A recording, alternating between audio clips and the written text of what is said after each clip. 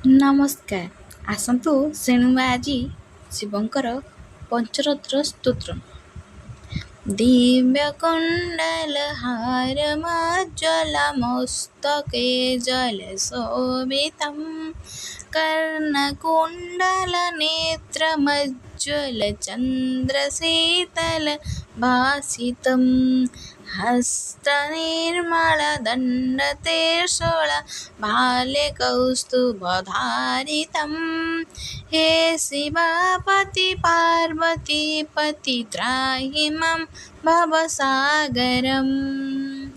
वह्निलोचन नन्दिवाहन शेषभूषणभूषितं भस्मलेपन चर्मधारण सूर्यदाहनदाहितं पञ्च आनन काममर्दन जोगसाधन साधितं हे शिवापति पार्वतीपति त्राहि मां भवसागरम्।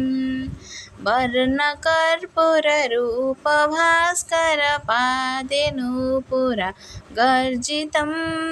चन्द्रभास्करकान्तिभाकर मस्तके सुरयोजितं भूतखेचरसिंहदार्शूलप्रेतभूधरभासितं हे शिवापति पार्वतीपति त्राहि मां भवसागरम्।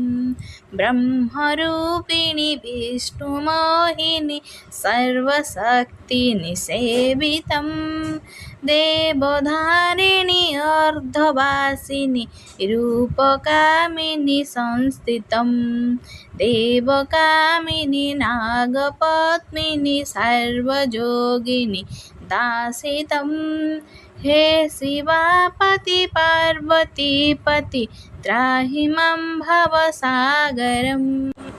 देवकीर्णरवेदसागरभूधराधरशोभितम् आदिगोचर जानकीवर मन्त्रसाधनसाधितं त्राहि मां हर त्राहि मां हर त्राहि मां हर भावितं हे शिवापति पार्वतीपति त्राहि मां भवसागरम्।